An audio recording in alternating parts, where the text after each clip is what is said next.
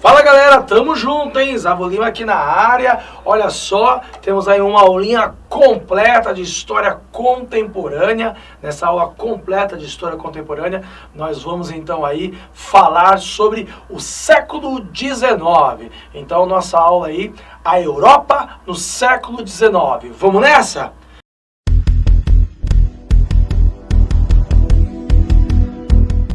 Bom, pessoal, o seguinte, século XIX é sempre muito complicado, tem sempre essas ideias de que a gente não consegue acompanhar, é sempre um terror para quem está estudando aí para concurso, para quem está estudando aí para o vestibular e fica, putz, mas o século XIX é muito difícil, principalmente a Europa no século XIX. A Europa no século XIX tem essa lógica de acompanhar movimentos que vão então criar uma ideia central. Primeiro ponto, pessoal, é você entender e colocar aí nos seus estudos para a sua prova que a Europa no século XIX tem como lógica as revoluções do século XIX. Isso acompanha, tá, uma aula anterior que é a ideia, a gente já falou sobre esse assunto, a ideia das ideologias e ideias do século XIX. Que aí, então você vai ter, por exemplo, o liberalismo, o socialismo, a ideia então aí, né, das lógicas que surgiram como nacionalismo. Todas essas ideias do século XIX vão ancorar movimentos que nós vamos chamar de revoluções do século XIX. E aí, obviamente que o local, a localização exata desse espaço é justamente a Europa. E também tem, obviamente, os Estados Unidos no século XIX, mas vamos especificar a Europa no século XIX.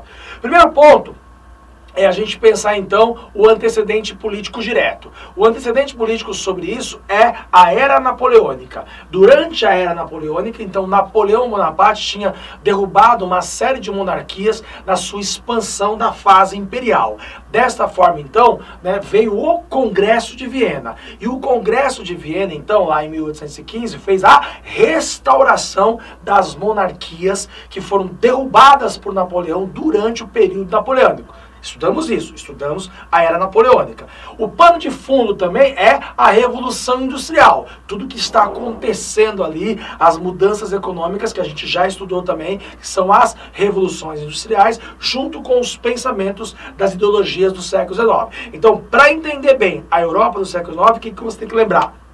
O Congresso de Viena, que é o momento pós-Napoleão. Você vai lembrar, então, o contexto histórico que é a Revolução Industrial, no caso, a sua segunda vertente, da primeira, né, para a segunda versão. E, obviamente, as ideologias do século XIX. Vamos pontuar um país, então, que é um clássico de Europa do século XIX. A França. França, no século XIX. Nesse caso, então, pessoal, a França vai passar por três movimentos, três revoluções que vão abalar a França. Ou melhor, reabalar, porque a Revolução Francesa já tinha feito isso. Então vamos voltar lá. Napoleão caiu na França, veio o Congresso de Viena e restaurou os Bourbons. É a chamada Volta dos Bourbons na França. Isso lá em 1814, durante o Congresso de Viena.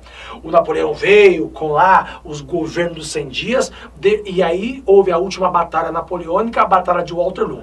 Durante o Congresso de Viena, a restauração borbônica.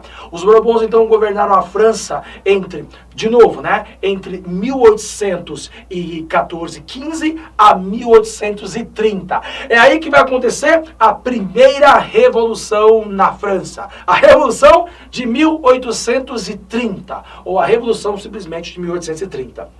É essa que tem aquele quadro famoso, né, do Delacroix, né, a liberdade guiando o povo. Tem aí nos nossos materiais, né, você vê lá então aí a liberdade guiando o povo. Assim, pessoal, em 1830, o que você tem que guardar? Houve então a restauração borbônica do Congresso de Viena, e aí então o rei Luís XVIII, que é irmão lá daquele rei que perdeu a cabeça na Revolução Francesa, o Luís XVI. Luís XVIII então governou entre 1815 até 1824. Ele até fez um governo mais ou menos absolutista, mas aí vem o irmão dele, Carlos X. Carlos X quis restaurar o absolutismo na França. E aí, pessoal, não deu bom para o Carlos X. E aí houve, então, as famosas barricadas de Paris. Aí, qual é o movimento que vai, então? Qual é a ideologia que vai estar em jogo na Revolução de 1830 na França? É justamente o liberalismo. A liberdade guiando o povo. E aí, nesse ponto, pessoal, a burguesia, de novo, luta contra as monarquias. Em 1830, o que você tem que guardar? Monarquistas versus burgueses e também o povo com a sua ideia liberal. E aí eles conseguiram derrubar o absolutismo novamente na França. Isso em 1830, é a Revolução de 1830 na França, tá? Não é a primeira Revolução Liberal da Europa, sabe por quê? Porque teve uma outra Revolução Liberal que tem a ver com o conteúdo de história do Brasil, que é a Revolução Liberal do Porto, lá em Portugal, em 1820. Mas todo mundo lembra que na França geralmente as revoluções mais famosas. Então foi para conta a primeira revolução do século XIX, a Revolução Liberal de 1830 na França. Bom, e aí então a França passou de uma monarquia absolutista em 1815 para uma monarquia constitucional parlamentar em 1830. Tudo bem? Assim sendo, então, a França era governada pelo rei Luís Felipe de Orleans. Era chamado de o rei burguês, porque ele virou um fantoche da burguesia, ele não governava, era uma monarquia parlamentar. E o parlamento, então, era guiado, era, então, liderado pelo primeiro-ministro, o Guizot. E aí, nesse ponto, pessoal, os burgueses acabaram, então, dominando o poder entre 1830 a 1848, segunda revolução na França do século XIX. Coloca aí, o mais famoso movimento do século XIX, a Primavera dos Povos. É justamente por isso que é importante vocês lembrar daquelas ideologias que nós já estudamos no século XIX. O que está acontecendo ali entre 1840 e 30? É isso mesmo, o socialismo. E aí, então, pessoal, o que o povo queria lá em 1848, na Primavera dos Povos? Mais participação popular na política. O governo na França entre 1830 a 1848 era uma monarquia parlamentar, mas o voto era censitário. Só os ricos votavam na França. E nesse ponto o parlamento era extremamente burguês e o povo não tinha acesso. Já estava acontecendo uma revolução industrial na França, tinha bastantes proletariados na França, então começou um movimento, né, que ficou conhecido como a Primavera dos Povos de 1848, que começou na França, mas se espalhou, pessoal, por toda a Europa. Teve Primavera dos Povos na Itália, com o movimento dos Carbonários. Teve Primavera dos Povos lá na Holanda e na Bélgica. Aliás, foi a separação da Holanda e da Bélgica. Teve Primavera dos Povos também nos territórios da Alemanha. Mas é a França que nós estamos falando, é lá que acontece a coisa mais forte na França. O que vai acontecer em 1848? Grava aí. A alta burguesia no poder, a burguesia conservadora, vai brigar com um grupo mais heterogêneo. Desse lado vai estar quem? Vai estar os socialistas, os nacionalistas, os chamados bonapartistas, que eram saudosistas lá do Napoleão. Nesse caso havia, né, um parente do Napoleão nesse período, que é Luís Bonaparte. Luís Bonaparte representa o militarismo, o nacionalismo. Lembra das ideologias, não esqueça das ideologias. Assim sendo, pessoal, a galera mais heterogênea, nacionalista, né, bonapartistas, militaristas, socialistas, juntaram todo mundo ali num querer de derrubar essa alta burguesia do poder, querendo mais democracia na França. E nesse ponto, então, vários confrontos aconteceram com as forças de Luís Felipe de Orleans e o ministro Guizot. Então, os franceses derrubaram a monarquia na França em 1848, e nesse ponto é a Segunda República na França. E nesse ponto, então, entre 1848 a 1852, nós temos, então, um governo republicano, de novo na França. Por que de novo? Porque nós tivemos uma república, sabe onde? Lá atrás, lá na Revolução Francesa. Por isso que é muito importante você encaixar as aulas de Revolução Francesa, Era Napoleônica, certo? Ideologias do século XIX dentro da Revolução Industrial. Beleza? Assim sendo, pessoal, a segunda revolução do século XIX foi para conta. Primavera dos Povos. A França, então, tem um governo republicano e agora é a ascensão do povo no poder. Houve uma eleição e mesmo assim, né, mesmo as representações populares não conseguiram chegar no poder automático. Ah, outro ponto importante. O ano de 1848, pessoal, é o ano que Karl Marx e Friedrich Engels, aqueles dois pensadores do socialismo científico, criaram um livro famosíssimo para o socialismo, que é chamado de Manifesto do Partido Comunista. Aproveitando aquela movimentação toda que estava acontecendo na França, das brigas, das chamadas política dos banquetes, lá do rei, o rei burguês, o rei Luís Felipe de Orleans e o seu ministro Guizot, aproveitando essa sublevação do povo, o Marx e o Engels achavam que ia acontecer uma revolução proletária socialista naquele momento. Não aconteceu, tá? Houve eleições democráticas e aí a galera na França escolheu um presidente para a sua primeira república. É quem? Louis Bonaparte.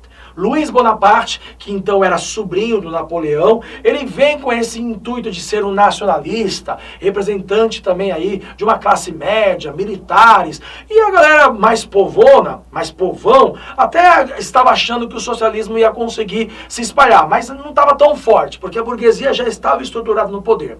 É nesse ponto que o Luiz Bonaparte passa a fazer um governo mais burguês e vai afastando do poder, né, ou da possibilidade de chegar no poder dos socialistas. Porque os socialistas, pessoal, eles assustavam um pouco, né, com essa ideia de revolução proletária, derrubar o sistema capitalista.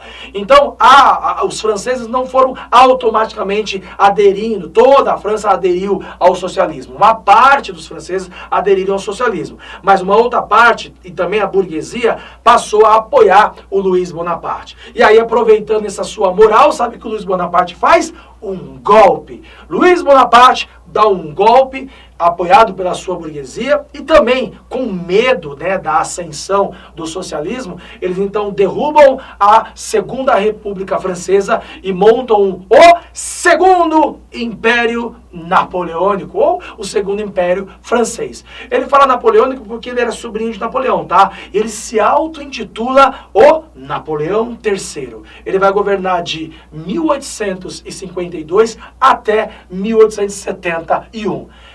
Pessoal, várias idas e vindas nas revoluções do século XIX. Por isso que é revoluções do século XIX. Então não perca a conta. 1830 já foi liberais versus monarquistas. Beleza? Derrubaram o absolutismo. 1848, um grupo mais heterogêneo, certo? Nacionalistas, socialistas, liberais democráticos versus liberais conservadores derrubaram a monarquia da França e colocaram uma rápida ou um rápido governo republicano, que vai de 1848 a 1852 na França, o que nós chamamos aí de a Primavera dos Povos. Bom, pessoal, esses momentos se espalharam pela Europa, mas os conservadores conseguiram retomar o poder. É aí que o Luiz Bonaparte, o presidente lá da República, dá um golpe e vira o imperador, Napoleão III. Bom, esse governo imperial, pessoal, como nós conhecemos, sempre que há um governo imperial, vai ter o quê? Vai ter guerra, vai ter avanço territorial. E aí essa França de Napoleão III começa a interferir nos assuntos dentro o que vai ser a Alemanha. O território onde era a Alemanha tinha sido, então, lá no Congresso de Viena, dividido em uma série de monarquias. São chamados 39 estados alemães. E a França não via com bons olhos, né, a formação e a unificação da Alemanha. Já vou falar da Alemanha, tá? E aí nesse ponto há uma guerra entre os franceses e os prussianos, porque a Prússia era o maior estado dos estados alemães e que estava encabeçando essa unificação do território lá da Alemanha. A Guerra Franco-Prussiana travada entre Napoleão III e a Prússia, que queria unificar a Alemanha.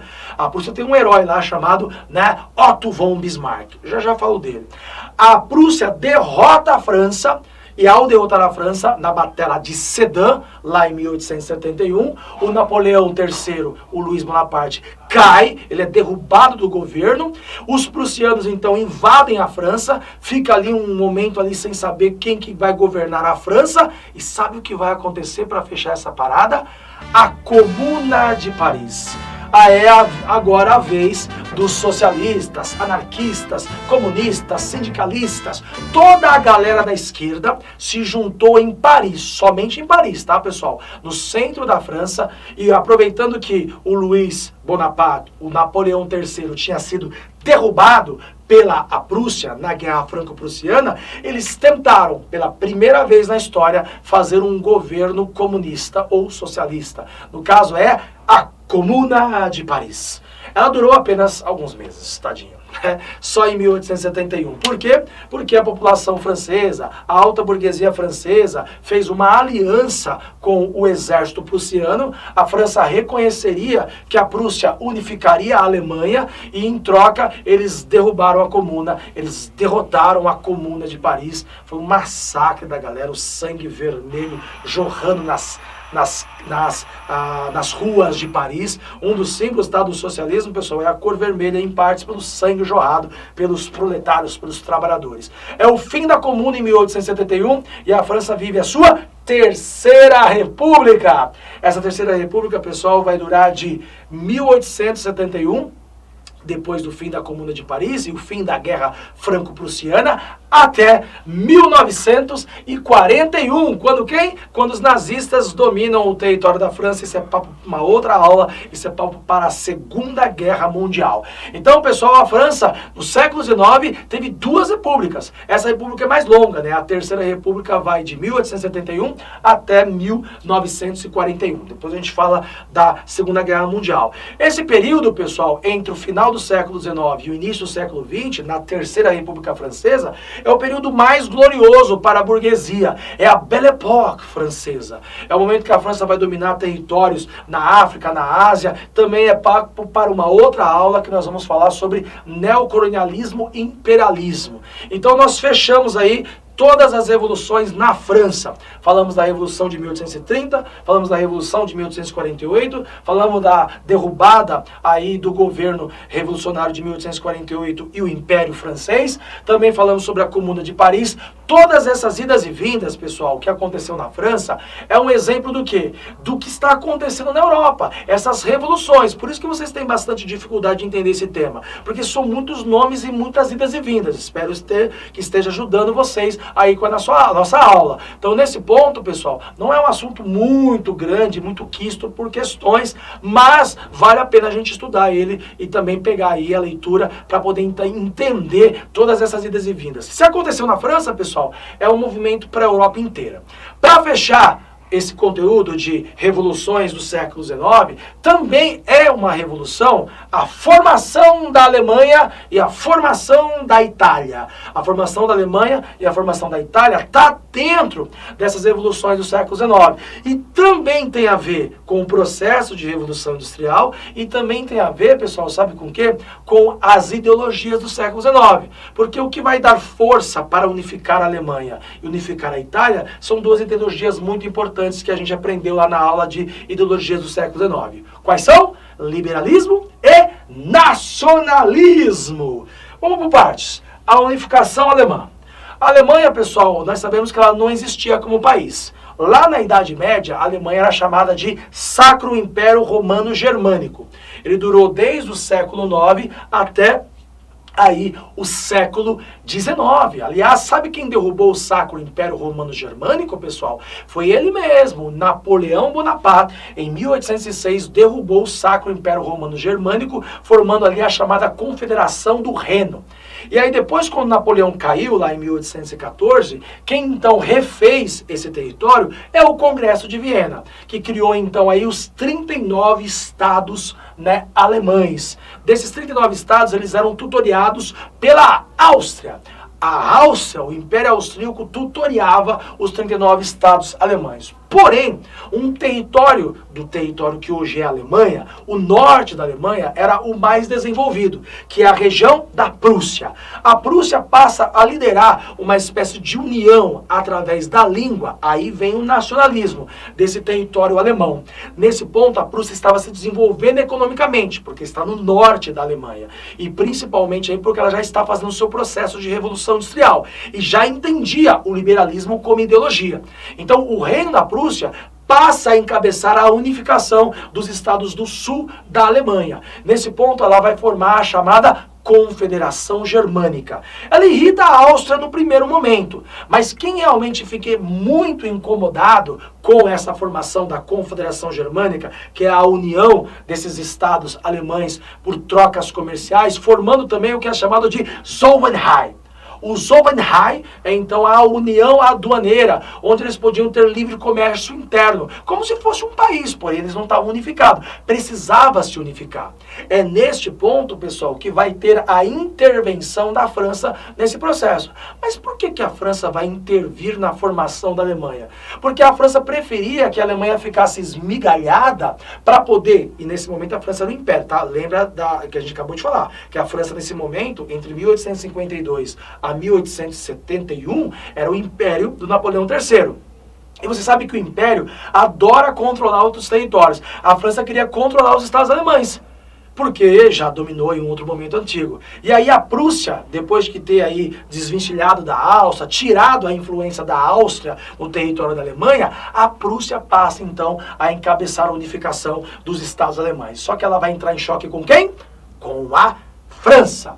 E também tem um assunto muito polêmico que todo mundo conhece, que é a ideia de que existe uma zona fronteiriça entre a Prússia e a Alemanha, que é a região de Alsácia-Lorena. Alsácia-Lorena era uma região rica em ferro. Olha só o lema, pessoal, do líder, né, do primeiro-ministro, o chanceler da Prússia, Otto von Bismarck. Ferro e sangue pela unificação. Guerra e sangue pela unificação da Alemanha. E aí os prussianos derrotam a França na batalha da Guerra Franco-Prussiana e então em 1871 a Alemanha surge como país. O Reino da Alemanha, liderado aí pelo Kaiser Guilherme I, então ele forma então o que é o território da Alemanha, liderado aí pelo primeiro-ministro, né, da Prússia, o chanceler de ferro, o militar Otto von Bismarck. E ó, o território da Alsácia-Lorena vai para o lado da Alemanha. Tudo bem, pessoal? Essa unificação alemã, então, é liderada pela Prússia, tá? Muito importante lembrar isso. A liderança do território é a Prússia, o norte da Alemanha, porque os caras já tinham um ideário liberal, já estavam industrializados, então toda a Alemanha falava uma mesma língua, o que faltava era alguém que fosse lá unificar. A França foi dar pitaco no território da Alemanha, tomou um pau, e aí, então, quem unifica a Alemanha é os prussianos. Sobre a Itália, o que nós temos? É um pouco parecido com o processo da Alemanha. Você vai guardar então que a unificação italiana tem a ver com um processo um pouquinho mais diverso. Há nacionalismo na formação da Itália? Sim. Mas a Itália, como é uma península, pessoal, então a península italiana, a Itália era formada por 7 reinos. Aliás, de novo, quem formou os 7 reinos italianos? Lembra que o Napoleãozão, lá atrás, Napoleão Bonaparte, também tinha dominado a Itália, na sua expansão imperial. E aí então Napoleão caiu, veio o Congresso de Viena e construiu ou permitiu a formação dos 7 reinos italianos. Dentre esses vários reinos, o mais desenvolvido era o Reino do Norte, que era o reino de Piemonte e Sardenha. Os 7 reinos italianos, então, tinham como lógica em Piemonte e Sardenha uma referência. Lá em Piemonte e Sardenha já tinha desenvolvimento industrial, já tinha uma ideia liberal, né? E aí, né, o rei de Piemonte e Sardenha, o Vítor Emanuel, certo? Ele também tinha um primeiro-ministro forte, né? Uma espécie de monarquista ali, muito forte, mas também liberal, que era, então, Camillo Cavour. Camillo Cavour é o líder da parte norte da Itália, que quer unificar a Itália pela linha monarquista e pela linha liberal. Mas no sul da Itália, pessoal, era mais pobre, não tinha tanta relação com o norte. Esse sul da Itália, ele tinha uma característica que queria uma formação, queria uma unificação, porém, queria uma unificação republicana e queria uma unificação mais socialista. Lá de novo, as ideologias do século XIX. Temos 2 líderes desse movimento do sul. Aguarda aí. Giuseppe Garibaldi, ele mesmo, tá? Esse cara na nossa aula lá falando sobre a farroupilha no Brasil. Ele lutou no Brasil na farroupilha no Rio Grande do Sul, voltou para a Itália e ajudou na formação da Itália. Esse cara é Giuseppe Garibaldi. E aí então, pessoal, também tem o Giuseppe Mazzini, que é um outro líder junto com o Garibaldi. Os chamados camisas vermelhas. Então, no sul da Itália tinha um movimento republicano e mais socialista. No norte da Itália, liderado por Piemonte e Sardenha, um movimento mais monarquista e liberal. E o centro? Porque a Itália é uma península. Exatamente, pessoal. O centro da Itália eram os estados papais. E a igreja não queria a formação da Itália porque perderia território. Bom, quem que começa a azedar o movimento da formação da Itália? A Áustria. Então, a Áustria era a inimiga da formação da Itália. Porque a Áustria faz fronteira com a Itália. Tem vários territórios do norte da Itália, como por exemplo a chamada Itália Irredenta, certo? Tinha territórios que tinham população austríaca. Então os austríacos começam a guerrear com esses estados, com esses reinos italianos. E então, se na unificação alemã você guardou que a França estava azedando o caldo da unificação da Alemanha, no caso da Itália, guarda aí, era a Áustria. Então, esses movimentos foram guerreando com a Áustria, e aí é a grande questão. Qual linha de formação vai ser? Aos poucos, Giuseppe Garibaldi no sul e Giuseppe Mazzini também no sul, eles não tinham tanta força política, mas também não tinham força econômica para conseguir armas e continuar nas batalhas contra a Áustria. O norte, mais rico, mais desenvolvido, estava tendo melhores vitórias contra a Áustria. E aí, então, né, Giuseppe Mazzini, ele acaba morrendo nessas guerras, e o Giuseppe Garibaldi, ele acaba não aceitando o monarquismo. Ele entende que era muito mais fácil unificar primeiro e depois tentar um movimento político republicano do que ficar lutando quebrado e não conseguir unificar a Itália. E também lá no norte, o Camilo Cavour, ele também entendia que a Itália não estava muito legal, muito unificadinha, mas ele acreditava que depois de unificado isso poderia ser feito. Aliás, tem uma frase do Camilo Cavour que é muito importante, guarda essa frase: fizemos a Itália, agora falta fazer o italiano. Então a Itália acaba sendo unificada pelo norte da Itália, o reino de Piemonte e Sardenha unifica toda a Itália, formando o reino da Itália. Então Vítor Emanuel vira o Vítor Emanuel, né, primeiro, o rei da Itália. E o Camilo Cavour, então, é o grande líder da formação da Itália. Tudo bem? Só que tem um porém na Itália. Como estava muito quebrado, o centro da Itália, que no caso é os territórios papais, o Vaticano, no caso o Papa, não aceita a formação da Itália. E aí o Vítor Emanuel, o rei da Itália agora, cerca o território papal, né? O Papa se resigna, fica dentro do Vaticano e a igreja não reconhece o território da Itália, a Itália não está nem aí, confisca os territórios da igreja, e esta briga, que é chamada a questão, né, de Roma, só vai ser resolvida, pessoal, lá em 1929, quando Benito Mussolini, o fascista, quando ele dá autonomia para o Vaticano no Tratado de Latrão, em 1929. Tudo bem, pessoal? Então essa aula aí é uma aula então de fechamento da ideia do século XIX. Nós tínhamos falado anteriormente sobre, né, as evoluções industriais, também tínhamos falado sobre a era napoleônica, falamos do Congresso de Viena e também falamos das ideologias do século XIX. Faltava então desenhar politicamente o que foi essa Europa no século XIX. Tamo junto, hein, pessoal? Se vocês gostaram aí, clica, compartilha, ativa o sininho, né, divulga aí nosso professor Zavo Lima. Tamo junto, hein, pessoal? Até mais, tá? Tchau, tchau. Valeu!